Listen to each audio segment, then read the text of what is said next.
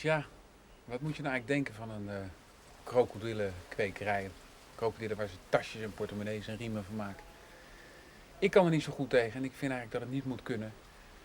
Maar we laten gewoon natuurlijk dingen zien die hier gebeuren. Waarmee niet gezegd is dat wij het leuk vinden. Ik vind het eigenlijk heel verschrikkelijk.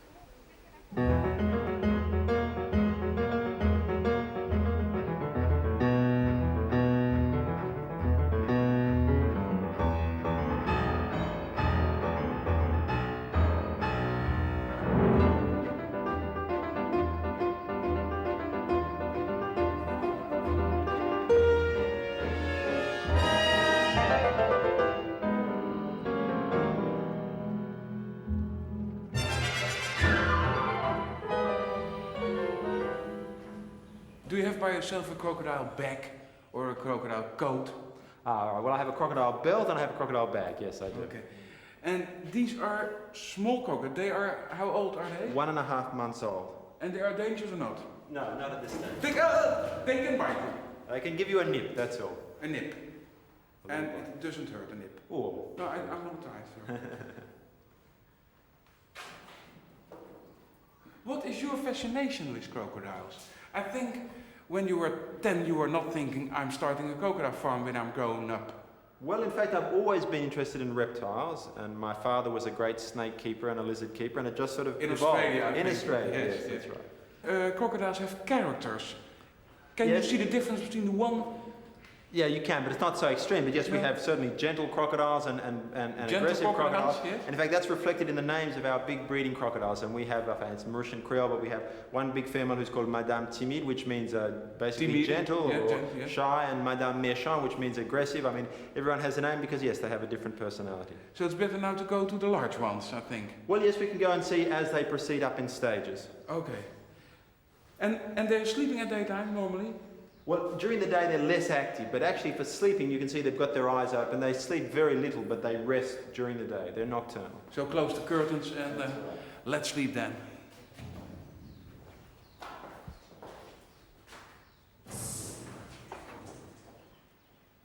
It sounds so strange for me, but perhaps I'm a child of the green movement in Europe, you know. Mm-hmm. It's, yeah. Can you understand what I mean? In fact, yeah, I can. In fact, although I can see some rationale for saying, well, crocodiles are lovely animals and we shouldn't use the skins. The fact is that if you are farming crocodiles, then eventually we're going to have the stage in the world where the entire demand is satisfied by farm crocodiles. And let me say, for example, in Madagascar, a skin of a crocodile this size for just a village person, he can get about $30 for that. And $30 is already the wage of a government employee for 1 month, which means that people in Madagascar will go along a river system all the time and they will exterminate every single last crocodile because it's a lot of money for them, $20 or $30, and as a result of that, crocodiles are being pushed to the point of extinction. Whereas if you farm them, then you can stop completely the use of these wild skins.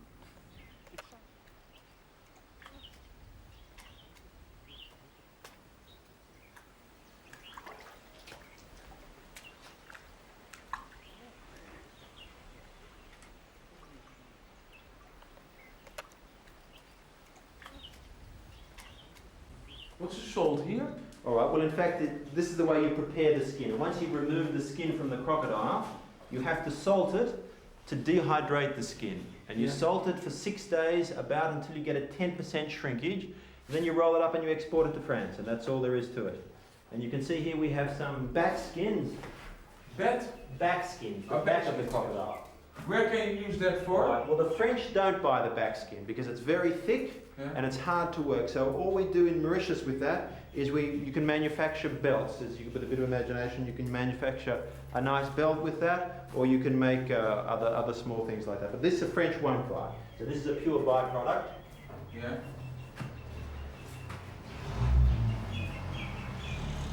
And how long it has to stay in the salt? Well, these are very thick. They can stay in there for 2 or 3 weeks before we put them in the fridge. But these ones you put for about 6 days until, as I say, you get a 10% shrinkage. And I see a hole in it. That is a lady or? Well, in fact, from the hole you can't tell because it could be a male or it could be a female. It's from the internal anatomy that you can only know. You don't know if it was no. Well, I know it was a female. It's female. It was a female. How do you know? Because I just know all these crocodiles that we have here are females. Actually, that's interesting because in fact you can produce the sex of crocodile you want by the temperature you incubate the egg. If you incubate at 31 degrees, it's 100% females that you will get. And then once this is done, it's very simple. All you do is you put them in a sack, and here we've got a number of skins in the sack ready. And they're waiting for their tags, so when the tags come, then... That's a tags from the international organization who allow you to export it. That's correct. I haven't got them yet. They're very nice tags. When they come, they're tags that once they're put on, they can never come off. And then these are exported to France. To France? That's right. Why? Well, that's the best market. France, Japan, Italy, these are the best buyers. But for the moment, we're dealing with one tannery in France, and they'll be taking all our production. I think it's best to go now to the mothers and fathers of all these nice animals. Just roll them up. Ja, ik blijf het toch nog steeds een beetje raar vinden. Jij hebt krokodil gegeten, hè? Ja. In Singapore. Hoe smaakte dat? Vies. Waar smaakt het naar dan? Naar inktvis. Maar een eetje zit tenminste nog. Ja. Dit is gewoon alleen maar voor de handtas. These are the daddies and the mamas. That's correct. And these are 6 years old, 7? No, these ones, in fact, are 12 years old now. 10 to 12. And how many children they can make together the coming years?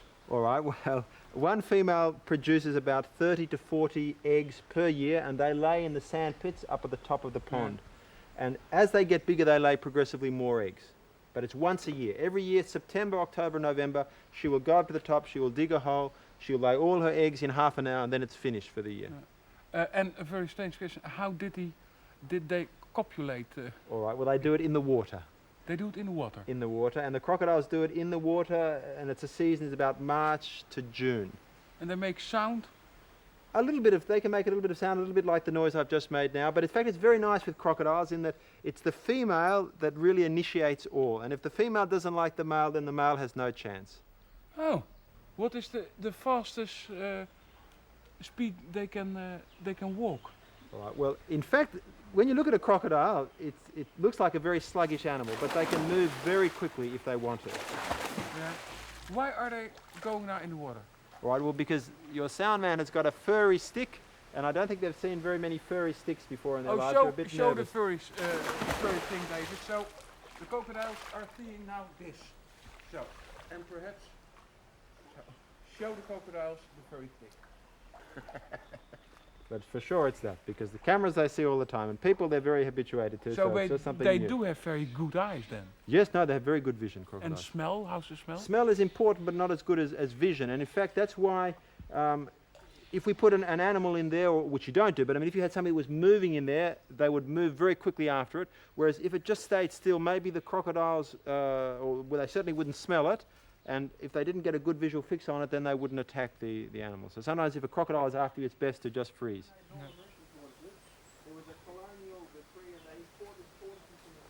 Is it difficult to breed aldabras? Yeah, the problem is, that we've had a lot of problems with that, is that we have only 3 big males and we have 20 females, and the big males are frankly just incompetent.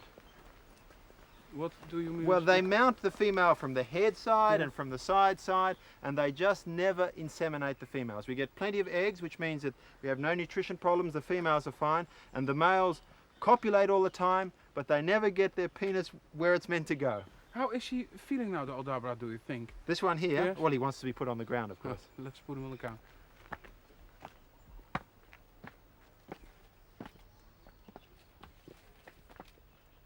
Bring this little fella along.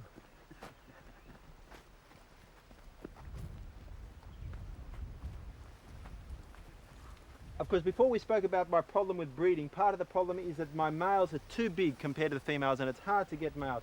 But here we have a male here.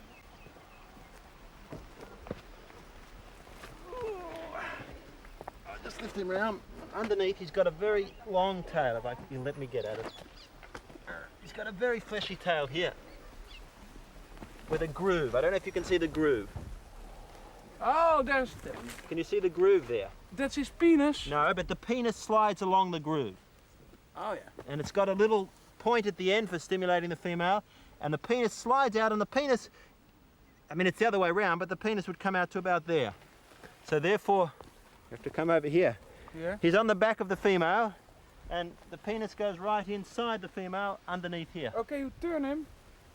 This one that we can see is the back of the. Can you turn? Turn her over, you mean? Yeah. No, don't turn him over. No, so yes. Well, this is a female, of course, and she's her sexual opening is the same as for her. It's her anus. It's there. Can you see, Thomas? Yeah, I can see. it? So she has a very short tail. This is a female, and the male has the long tail. Now, of course, if the female doesn't stand up, then the male gets nowhere. Okay. And you can imagine this male here, he's so big compared to this female that he just crushes her into the ground, you see. You can stand on him. Yes, you can stand on him. She takes a lot of weight.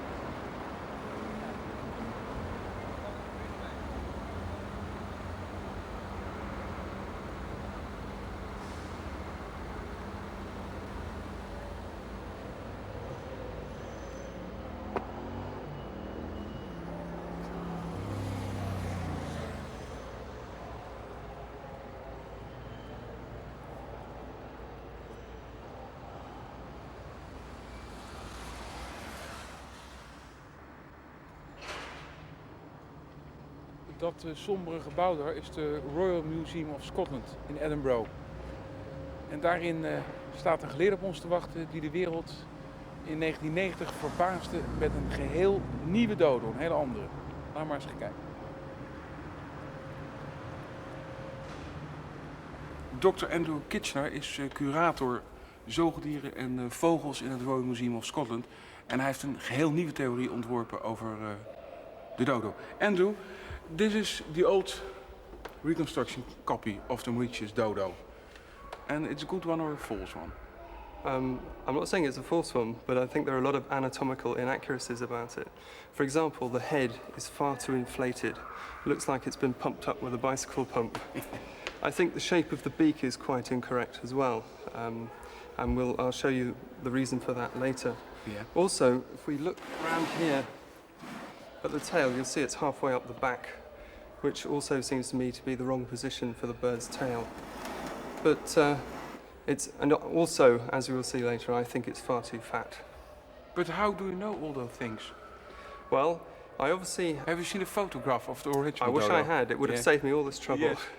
No, what I've done is to look in detail at the anatomical evidence that is available, and from that try and find ways of finding out how much a living dodo weighed. Just an average size one. Not the biggest one or not the smallest one, but the one in the middle. Okay, you were not interested in sources from the 16th and 17th century, only in the biological, ornithological logics. Well, obviously I looked at those, but there are a great deal of inconsistencies. Some people are saying dodos were quite fat, others are saying quite thin. On the basis of that, people have suggested that there was a seasonal fat cycle, that during part of the year the dodo was fat and the dodo was thin. So what I did initially was to get all the copies of illustrations that I could, and I arranged them in order of time. And the pattern that came out was that all the early dodo pictures before 1626 appeared to show thin birds or moderately fat birds, but whereas all the ones after 1626 showed these really great hulking fat things. Yeah. Here there is a plaster of the original Oxford dodo head. That's right, Yes. and you can see... So, if you compare it with this reconstruction copy, you can see that the model is anatomically quite incorrect. In most birds, the skin on the head follows very closely the shape of the cranium. There must have been an awful lot of flesh added on here to get this shape, and as you can see from the cast of the head, it couldn't have been that shape, you'll also notice that the beak is longer. the beak is longer Yeah. and straighter. Yeah. What is lost from the Oxford head is this keratin cap, this keratin sheath. But if you look again at the bone, you will see that it's very richly supplied with blood vessels, so that we know that a thick layer of keratin could grow there. But where's the hook? There's no hook on the Well, Oxford. this has fallen off. But it's fallen And you off. can, if you How look do you very know clo- that? That's fallen off? I've looked at the specimen, Yeah. and if me you look, too. if you look very close, you can see where it has just it's just fallen off. It's just come away, and it certainly shouldn't be as thin as the specimen shows in Oxford. It's just been lost. But you decided a few years ago, I think, to make a new specimen. Yes, we're opening a new exhibition on nature conservation here next year in '92, and we wanted to have something special to put on display, and so we decided to do a new reconstruction of the dodo. And in order to get all the bits in between the head and the foot, what I did was to measure as many bones as I could find, so that I could get average measurements for all the bones, and therefore we could reconstruct an average-sized skeleton. But why you were so interested in the dodo for yourself? Well, I wasn't interested in it myself at all. No? I was just doing it They say to you, you had for to make... this exhibition. We wanted It to was an order. It was It was an order. It was make an a new order. dodo. Make a Yes? dodo, yeah. Yeah? And I didn't want to end up with something like this. I wanted to look at it from the very basics and see if anything else would come out. And here is your first copy of the new dodo. That's right. You did it by yourself. Yes, I did From this clay. myself. It's plasticine. It's plastic. Yes. I made a skeleton out of wire based on the average measurements, and this is 1/5 of the fully adult size. And then I added on plasticine muscles and other body tissues and a moderate amount of fat, and ended up with this. Well, the next thing I did, in fact, wasn't concerning with the actual internal structure of the bones. It was to look at the overall sizes of bones. Now, as we know, the dodo is a giant pigeon, and the important thing about... You know that for sure? Yes. There's a lot of research going on in Amsterdam to prove that. Yes. But you're already sure. Well, I think there is the body of evidence is that it is a pigeon, a giant pigeon. Okay. And if anybody comes up with new evidence, we'll have to start all over again. It's de echte geleerde. It's a real man of science. Yes, go on. Yeah. And so what we did, or what I did, was to look at how the leg bones change in size given the changing weight of different types of pigeons. So we went from the very smallest pigeons, like the diamond dove from Australia, up to the largest living pigeon, which is the crown pigeon of New Guinea. And look at how the leg bones change in size with changing body weight. And I also did this for another family of birds, the parrots, because the largest member of the parrot family is, like the largest member of the pigeon family, flightless. And what I did from that was use the information I had on how the leg bones change with body size to calculate a weight for the flightless parrot, and it was exactly what you'd expect from the data in the literature. So I did the same with the dodo, and this again confirms a body weight of about 13 kilograms. So it confirms the model weight. As you can see from the cross-section of the bones, they are in fact very thin. And I was in a very good position to use some data that Professor McNeill Alexander of Leeds University had collected in East Africa, and he was looking at the strengths of the leg bones of birds which run around a lot on the ground, like the ostrich and the guinea fowl and the bustard. And I was then able to calculate a strength for all the leg bones of the dodo. And these strengths, given the slimline version, if you like, these strengths fell within the range of these other running birds. But of course, if the dodo weighed twice as much, they wouldn't, and that would say the dodo couldn't actually run around very fast. But very fortunately, a Dutchman was shipwrecked on Mauritius, on a small island off Mauritius in 1662, and he described the dodo as, although it had very small wings or winglets, it could run around very fast. You use now one source that shoots you. And But- that's very dangerous in science, you know. It is, but Yes. there again, nobody else bothered to describe the behavior of the dodo. But you never use sources from the past, and now it shoots you. You I'm say, just yes, saying- there is one Dutchman. Well, I'm just saying that that is the only observation that we have, because nobody described the but- behavior. But I'm not saying that that's the final proof. It's not. Okay. This is not the final clinching piece. It's Yeah. lots of things fitting in together, Together. which confirmed. So on the basis of the average skeletal measurements and also the evidence that we know from the Oxford head and the London foot, we produced a life-size version. But this is a naked one. Of the naked one. This is the naked one. And that's just to give you an idea of the anatomy of the bird and how we've fitted the muscles onto the skeleton that you can see over there. It's a dodo as a sport car. Well, as I say, a Dutchman described them as running around very fast, so this could run around very fast. And so we've covered this in feathers, and you end up... And show me the new one. Final version. Brand new slimline dodo. It's your, the copyright is yours? The National Museums of Scotland. Ah, it's not your copyright.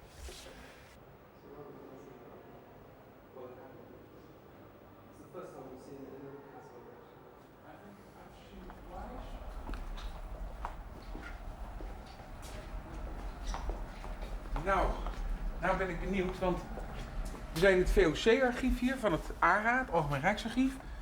En je hebt hier iets, dat is een journaal, hè? Heet dat? Hè? Ja, een scheepsjournaal. Van de tweede schipvaart naar Indië. Ja, dat klopt. En dat was 1600, 1602 of zoiets, hè? Ja. Ja.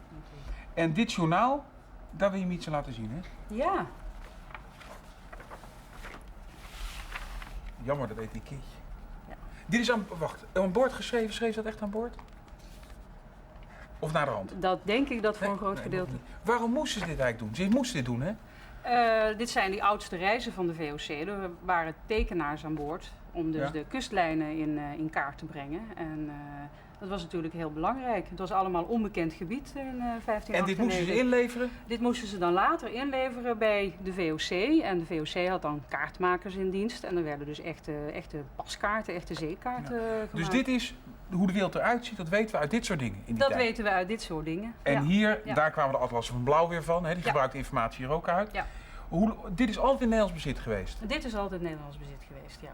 En hoe is het in het Rijksarchief gekomen? Wanneer is het VOC-archief direct al? Het VOC-archief na de opheffing in 1795 zijn de rechten en plichten die zijn overgegaan naar de Staten en Nederlanden. En ook de archieven.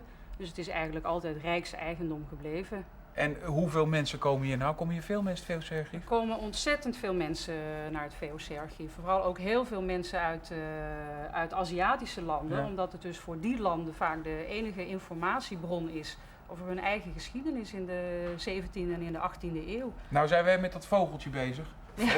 Vogeltje, ja. Zo groot. Ja. De dodo zijn maar heel weinig plaatjes van. Er zijn bijna geen plaatjes van mensen die hem levend hebben gezien. Er zijn maar heel weinig plaatjes. Maar jij wil hem iets laten zien. Ja, hier staat een hele mooie... Zij zijn dus op Mauritius geweest? Daar zijn zij geweest, ja. En wat zagen ze? Ze zagen schildpadden? Daar zagen ze van alles. Ja, schildpadden uiteraard. Ja, leuk, maar nu even niet. En dit zijn die kustlijnen, hè? Die hier. Ja. Die dus dan... Kun jij dit lezen? Dit handschrift heb ik altijd zo'n vreselijke moeite. Maar kun je dit nou bijvoorbeeld lezen wat hier staat? Ja, het eiland. Ja. En dan een hele moeilijke naam van een eiland. Ja. Ja. Maar dit hoor ik wel te kunnen lezen. Heb je daar les in gekregen? Ja, op de archiefschool leer je dat. Ja? Dat zou ik ook eens willen leren. Nou, dat is leuk. En... weet ik natuurlijk archiefschool? Waar bestaat? Is er een archiefschool? Ja. Waar is die dan?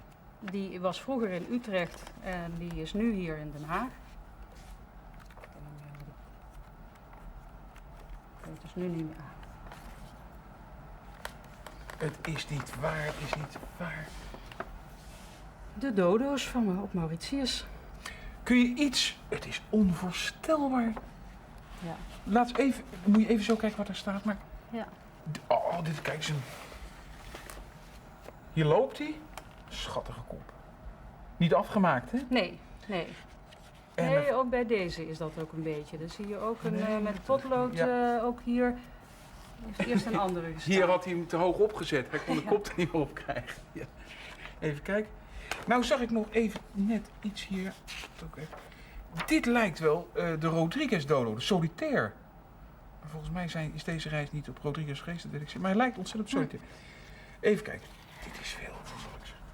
Kun je een beetje lezen wat hier staat? Jij hebt de archiefschool gehad. Ja, met diploma en al dus. Ja. Deze vogels vangt men op het eiland Mauritius in grote menigten, want zij konnen vliegen. Niet vliegen, nee. Ja, maar er staat konnen vliegen. Ja. Ende is goed eten en de verversing. Ze zijn dus goed om te eten. Ze zijn lekker. goed om te eten en het is een verversing. Ja. Ja. Hebben dikmaals stenen in de maag Ja. als eieren. Ja. Somtijds groter en de kleiner. Zijn de genaamd grifeend, denk ik dat hier Ja. staat. Grifeend of de, moeilijk woordje, en dan denk ik dat hier ganzen staat met Nou, AE. heel Ganzen. eind, want dat Of, verhaal van die stenen in de maag, dat ken ik inderdaad. Dat ze steeds op de grond woelden hè, en Ja, dan ja. langzamerhand Ja. stenen ook mee naar binnen kreeg. Ja. Deze man die het geschreven heeft, die kon echt tekenen. Hè? Die kon Dus het echt is geen tekenen. geklungel. Nee. Maar er waren de aparte tekenaars zijn er op die reis meegegaan. Met hè, andere die dus woorden, die, de schrijver is niet de die tekenaar. dat hoeft niet de Dat hoeft niet de tekenaar te tekenaar. zijn. Nee. Het journaal is waarschijnlijk van de hand van de secretaris op de Gelderland. En het was een onderkoopman. Dus die Wolperts Harmszoon of niet? Simon Jacobszoon. wordt Simon hier Jacobszoon. gezegd. Ja. Dit is duidelijk. Volgens mij is dit... En dan andere passages die Remo. zijn inderdaad van de hand van die Wolfert Hermanszoon. Ja, als verschillende Dan, schrijvers ook. Ja.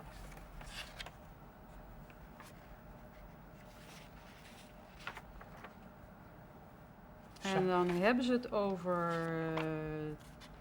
de tekenaars der landopdoeningen en kaarten, dat die het getekend zouden hebben. Maar en misschien heeft secretaris Simon Jacobszoon ook een aandeel gehad. Dus In ze de weten- tekenen ook. in Ze de weten niet tekeningen. goed wie het Ze precies weten niet goed wie het getekend heeft, nee.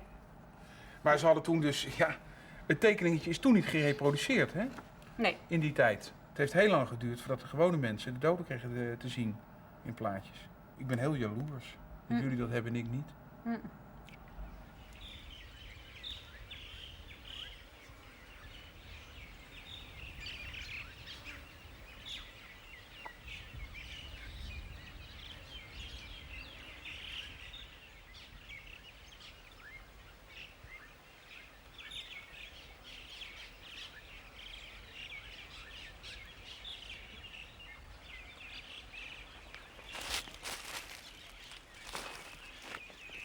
Boudewijn, waar loop je nou te voeten? Dit hier is de heilige plaats van de dodo. Omstreeks 1844 verscheen er een boek van Strickland. En dat was het moderne boek over de dodo. Het eerste moderne wetenschappelijke boek. Er kwam er een rage op gang van mensen die zeiden, dan moeten we de dodo vinden. Ze wisten al dat ze nooit meer een leven zou vinden, maar misschien de botten van de dodo. Toen was er een man, Clark, en die is hier, in dit gebied, was toen een moeras, de Mare-aux-Songes, gaan zoeken. En die heeft in een paar maanden tijd duizenden botten gevonden, die bijna allemaal nog hier zijn in het museum. En hier heeft hij ook de enige dodo gevonden die nog helemaal intact was. Weet je wel, die we in het museum hebben staan, een skelet. Die vond hij hier, omdat het nat was hij niet stuk gedrukt, maar je lag zo in het moeras. Kant aan kant. Het eigenaardige is alleen, 1. Ze hebben bijna nergens anders bordjes van de dodo gevonden op het eiland. Onbegrijpelijk, want de dodo's hebben waarschijnlijk overheen het eiland gelopen. En 2, men heeft na 1855, 56, toen hier gezocht is, nooit hier meer botten gevonden. En nergens elders op het eiland. Dat zou veronderstellen dat die ene man, die Clark, alle botten heeft gevonden. Dat kan dus bijna niet. Hè? Dat is onmogelijk. Maar het is niet anders. En dat het nou een vuilnisbelt is, dat vind ik eigenlijk zo'n prachtige symboliek. Want de dodo is natuurlijk geofferd aan de vuilnisbelt van de geschiedenis. Hè? Want door de vervuiling en door de wreedaardigheid en door de dieronvriendelijkheid van vooral de Nederland is de dodo ten onder gegaan. En dit is de begraafplaats van de dodo.